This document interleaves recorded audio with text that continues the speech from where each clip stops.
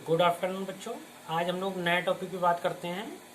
ठीक है, भारत का व्यापार और उसके गुण दोष इस पे बात करते हैं। तो आंतरिक व्यापार जो होता है वो उस व्यापार को कहते हैं जो एक देश की सीमा यानी कि स्टेट के बीच होता है। जैसे भारत में उत्तर प्रदेश का कोई भी व्यापारी है वो पंजाब, मध्य प्रदेश से अगर व्यापार करता है तो ये हमारा क्या कहलाता है, आंतरिक व्यापार कहलाता है। साधारण बोलचाल की भाषा में अगर इसको बोले एक शहर गांव, मतलब इन जिलों के इनके साथ भी अगर कोई कहलाए करेगा तो वो भी आंतरिक या देसी व्यापार कहलाएगा।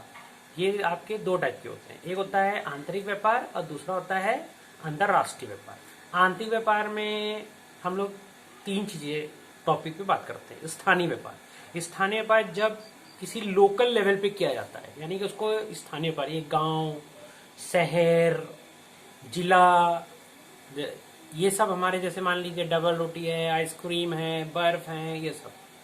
सेकेंड आपका होता है क्षेत्र व्यापार। क्षेत्र व्यापार ये व्यापार किसी राज्य या प्रांत की सीमाओं के अंतर्गत संपन्न होता है।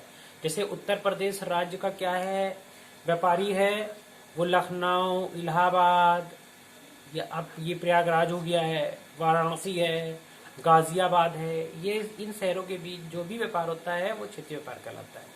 फिर आता है अंतर प्रांतीय या अंतर क्षेत्रीय व्यापार। जब एक देश के विभिन्न राज्यों के बीच कोई व्यापार किया जाता है, जैसे मान लीजिए उत्तर प्रदेश किसी पंजाब के साथ व्यापार कर रहा है, बिहार, पश्चिम बंगाल, उड़ीसा, कर्नाटका, तमिलनाडु, तो ये सब कहलाते हैं हमारे अंतर क्षेत्र व्यापार।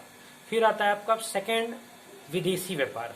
जब दो देशों के बीच वस्तुओं और सेवाओं का क्रय विक्रय होता है तो उसे फॉरेन ट्रेड या विदेशी व्यापार कहते हैं। ये आपका तीन टाइप का होता है। आयात व्यापार, जब विदेशों से हम कोई चीज मंगाते हैं यानी कि अपनी आवश्यकता की चीजें मंगवाई जाती हैं तो उसे आयात व्यापार कहते हैं। जैसे पेट्रोल मंगाना, अब भारत गल्फ कंट्री से पेट्रोल मंगवाता है तो ये सब हमारा आयात कहलाएगा। निर्यात व्यापार, जब हम किसी को अपने यहाँ से किसी चीज देश को भेजते हैं, जैसे मान लीजिए कॉफ़ी की बात कर ले, कॉफ़ी भेज दी जाती है इंडिया से, कंप्यूटर है, कॉफ़ी है, चाय है, ये सब बहुत बड़ी मात्रा में भेजी जाती हैं, तो ये सब हमारा निर्यात व्यापार कहलाता है। पुनर्निर्यात व्यापार, जब किसी वस्तु को एक से अधिक बार कहीं दूसरे देश में भेजा जाता है। जैसे मान लीजिए आपका एग्जाम्पल के तौर पर नेपाल का अपना कोई एक्सपो वो नहीं है, पोर्ट नहीं है, तो वहाँ पे इंडिया में यहाँ पे सामान आता है और दोबारा उसको क्या कर दिया था, पुनर्निर्यात कर दिया जाता है, तो उसको बोलते हैं हम क्या, पुनर्निर्यात व्यापार।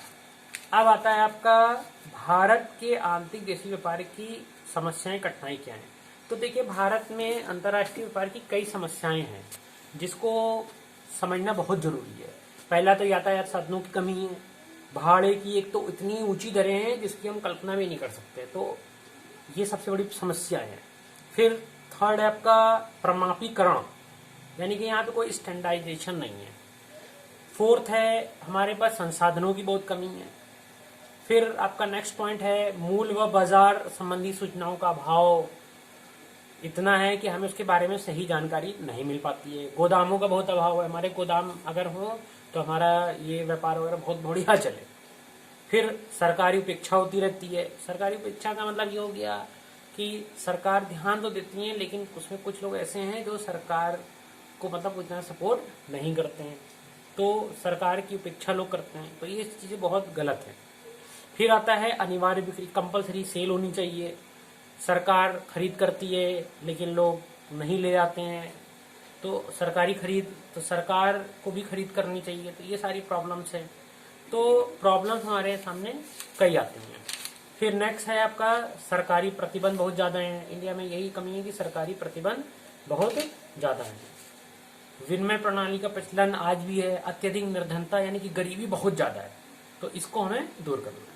अब इसके लिए नेक्स्ट पॉइंट है आपका सजेशन, यानी कि इसके सुझाव, इसको सही कैसे किया जाए। तो सस्ते यातायात साधन उपलब्ध कराने चाहिए, भाड़े व दरों में दूसरा आपका पॉइंट है कमी करनी चाहिए जिससे क्या आराम से हो। सरकार द्वारा उसका वर्गीकरण, प्रमाणीकरण करना चाहिए, अच्छी अच्छी चीजें। उसके बाद राजकीय व्यापार जिसको स्टेट ट्रेडिंग कॉर्पोरेशन उसकी स्थापना हुई है, उसको और बढ़ावा देना चाहिए। विज्ञापनों द्वारा अधिक से अधिक उसको और प्रोत्साहन कर चाहिए। फिर पब्लिक डिस्ट्रीब्यूशन सिस्टम को और मजबूत करना चाहिए। तो इससे क्या होगा, हमारा जो पब्लिक डिस्ट्रीब्यूशन है वो अच्छा होगा। हालांकि सरकार काफी इस दिशा में काम कर रही है, उसने काफी चीजें लोगों को हेल्प करी है। गरीबों को इस समय आप देख रहे हैं कि काफी लोगों की मदद भी की जा रही है। फिर उसके बाद अपने चीजें अपने यहाँ कुछ चीजों को बनाया जाए, रेलवे स्टेशनों, परिवहन निगम, इसकी व्यवस्था की जाए, गोडाउन्स वगैरह बनाए जाए, अच्छी इसकी व्यवस्था की जाए। ठीक है।